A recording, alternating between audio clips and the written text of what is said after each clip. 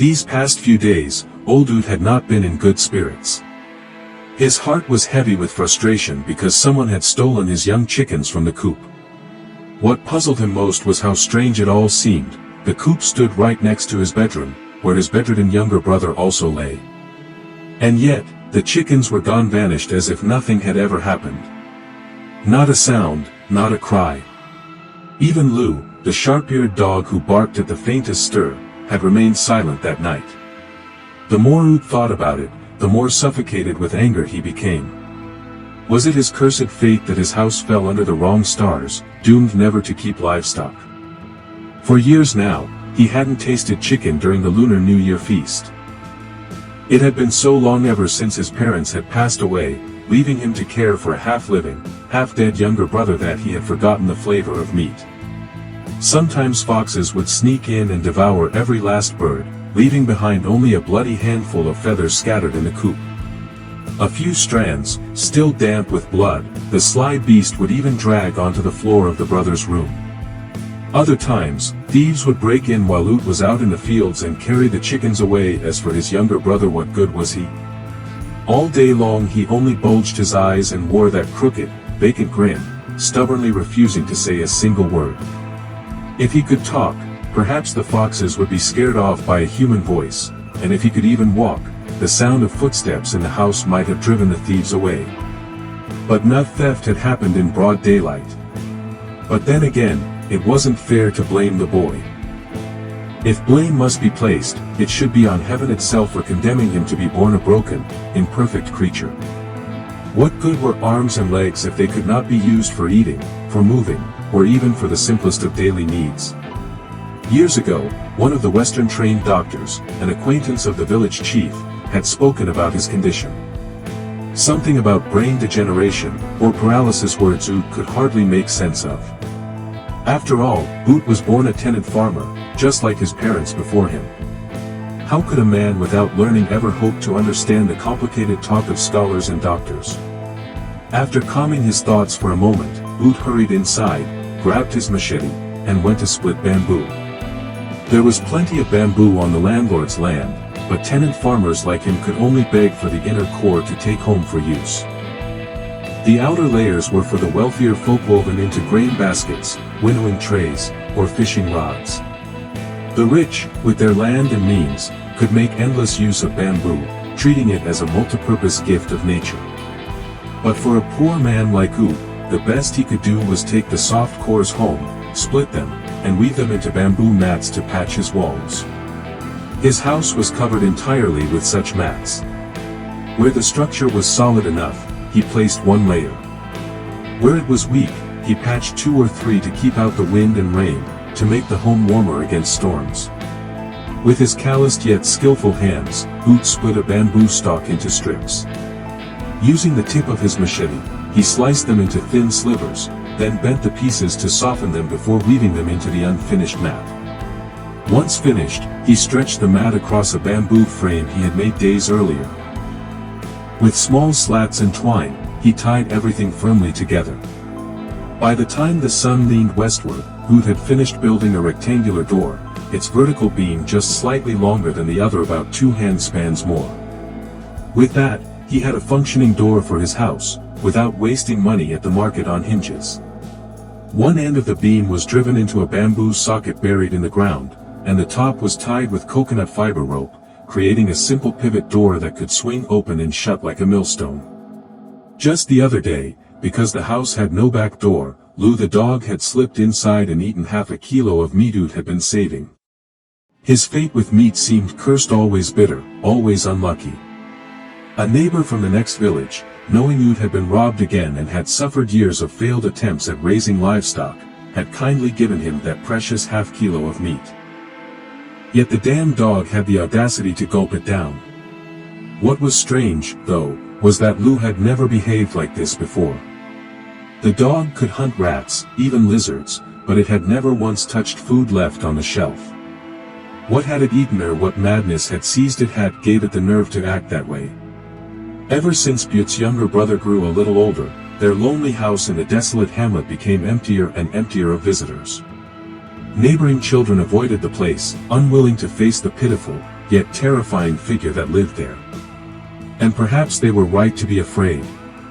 B's pallid, sickly face was always accompanied by a twisted, unsettling grin. His eyes, wide and ghastly white, stared at the village children with a hunger no one could name. No one could tell who exactly he was looking at, for the whites of his eyes were so large and the tiny pupils darted restlessly about. His mouth looked strange as well, sometimes crooked, sometimes drooping, and whenever he grinned, that grotesquely long, blood-red tongue lolled out.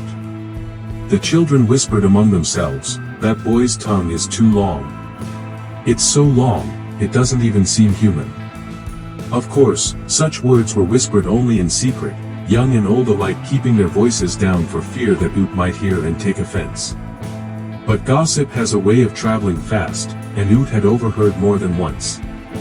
He didn't protest, for he knew their fear was not unfounded. He loved his brother dearly, yet even he times felt a shiver of horror when he looked at the boy. "Every person is born with a fate," Oot often muttered, resigned to the burden of caring for a crippled younger brother cast out from the life of the village. The boy had his doomed destiny, while Oot's fate was to carry a blood relative he could never abandon. Meat was a luxury never found in their house.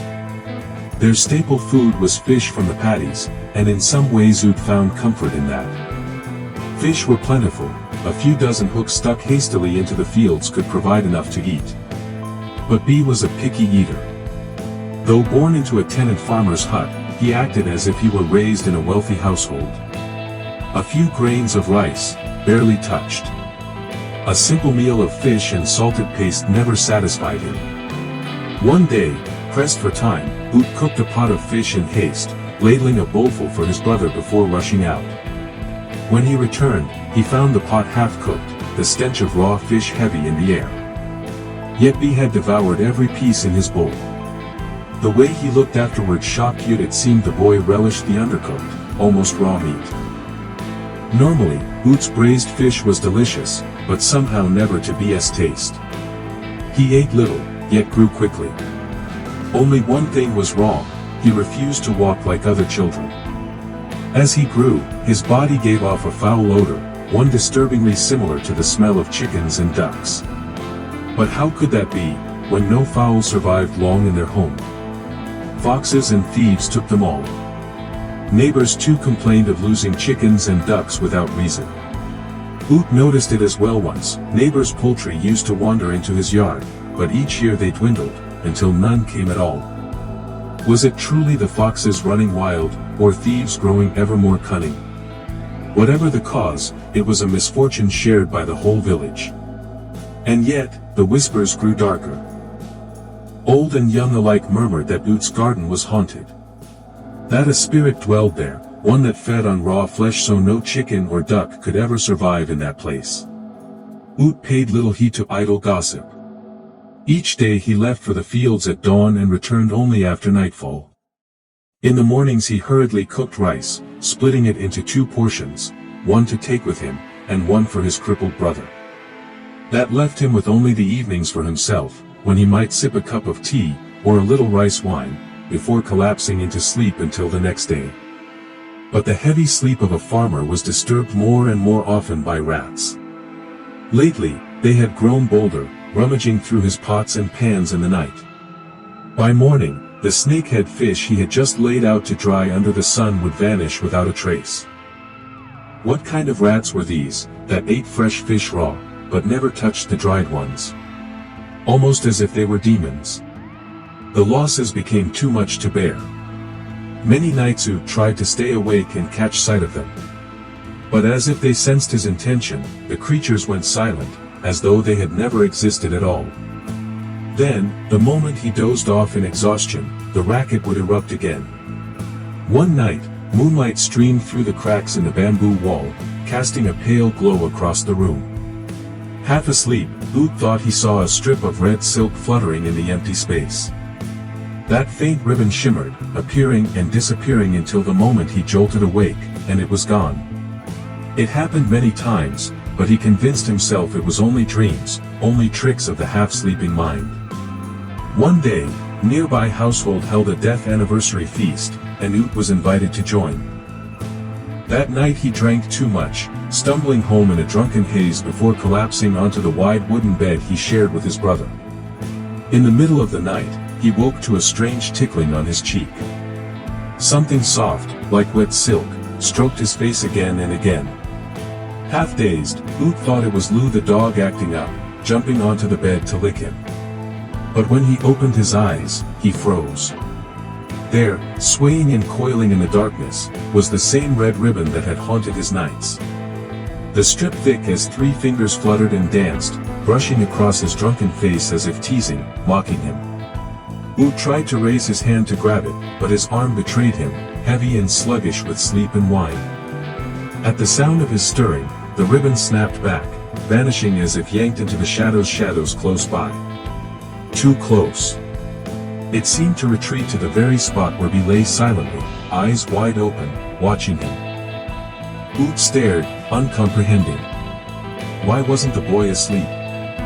Why was he staring so intently? And those eyes green? No, not green. Within them flickered the fire of 2 blazing red marbles. Horror struck him, and he shouted, "What are you doing, B?" His voice boomed through the midnight stillness, startling the boy. B flinched, and in an instant the eerie glow in his eyes vanished. His lips sagged back into their usual droop. And yet his expression was changed. His face looked strangely regretful, as though he had just been robbed of a child's game, a fleeting moment of forbidden joy. This isn't right, Oot thought, lying awake till the roosters crowed. My brother is not like other men. He belongs to some dark place, some shadow beyond human knowing. The next day, after transplanting rice seedlings, Oot went straight to his elder cousin Tam's house in the neighboring hamlet. The two had grown up together and shared everything. There was nothing they could not confide. Brother Tam, Oot said heavily, I'm so worried. B keeps changing, becoming something I can't understand. I don't know if I'll be able to handle him much longer.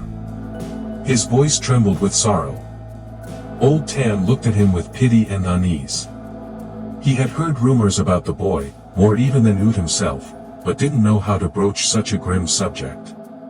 I know you suffer because of him, Tam finally said. But what can be done? He is your own blood, after all. Then he fell silent. Oot recounted the strange events that had plagued his household. Tam listened in silence for a while before speaking gravely. If you truly want to act, you must first know the root of things. I've heard many frightening tales about that boy, but I remain half in doubt. Many times I thought to tell you, but I held my tongue, afraid to hurt you. You're always in the fields, you can't see what happens at home. If you want to know what B really does, you must watch him in secret. With that, the old man hurried into his house and returned with a chicken, its legs bound, which he placed in Oot's hands. You look pale. Take this chicken home, make yourself some porridge with green beans. This is the only help I can offer you. On his way home, halfway down the road, the sky broke open. Rain poured in sheets, lightning split the horizon, and thunder rolled endlessly. The muddy path gleamed with each blinding flash. Reaching home, Oot quickly tossed the chicken into the coop, then hurried toward the fields. If I don't check, the seedlings will all wash away, he thought, pushing himself faster and faster. But just 10 steps from the paddy, he stopped, not from exhaustion, but because his brother's words echoed in his mind. You must watch. See what B does when you're away. Through the curtain of rain, the outline of the back door loomed, lit by lightning. Lou, the dog, didn't rush out to greet him as usual. Where had it gone? Chasing some neighbor's bitch perhaps? Then, just a few paces from the coop door he had built to keep foxes at bay, Oot heard the frantic squawking of a chicken.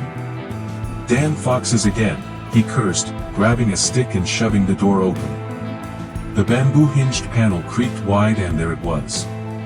The same sinister red ribbon he had seen before, only now it was longer, and glowing crimson like blood under the lightning's glare.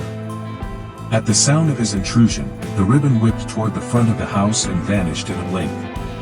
Oot rushed to the coop. Nothing remained but a clump of feathers, wet and matted with blood. He turned to the bed. There lay B, seemingly asleep. But at the corner of his mouth was a faint smear of blood. It wasn't the foxes that killed the chickens. It was that red ribbon.